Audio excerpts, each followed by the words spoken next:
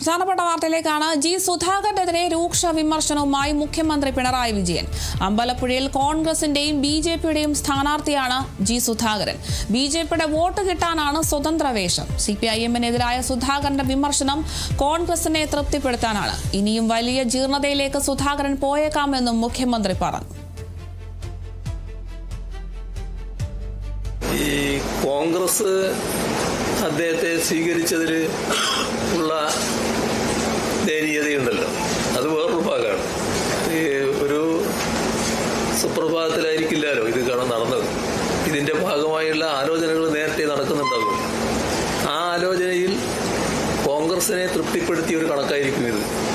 താൻ CPI-ൽ നിന്ന് മാറി സ്ഥാനാർത്ഥിയായാൽ 10,000 അല്ലേ, 15,000 വോട്ട് CPI-ൽ നിന്ന് ഇങ്ങനെ അടർന്ന് ഇങ്ങോട്ട് തന്നോടൊപ്പം വരും.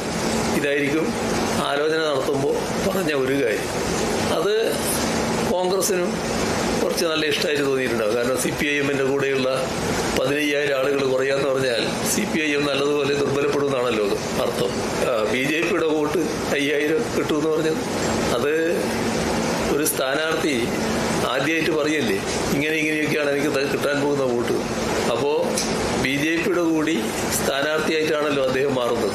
കോൺഗ്രസിന്റെയും BJP-യുടെയും വോട്ടുകളെ ആശ്രയിച്ച് ജയിക്കാൻ പറ്റും എന്നാണല്ലോ കണക്കൂട്ടൽ. ഇത്തരത്തിലൊരു നിലയെടുത്ത് വോട്ട് BJP-യിൽ നിന്ന് കൂടി വാങ്ങാൻ സ്വതന്ത്ര വേഷമാണ് നല്ലത് എന്ന് കോൺഗ്രസിന്റെ അഭിപ്രായമാണോ ഇദ്ദേഹത്തിന്റെ അഭിപ്രായമാണോ? ഏതായാലും രണ്ടു കൂട്ടരും കൂടി കണ്ടൊരു അഭിപ്രായമാണല്ലോ. എന്തൊരു ഗതികേടാണ് എന്ന് നോക്കണം.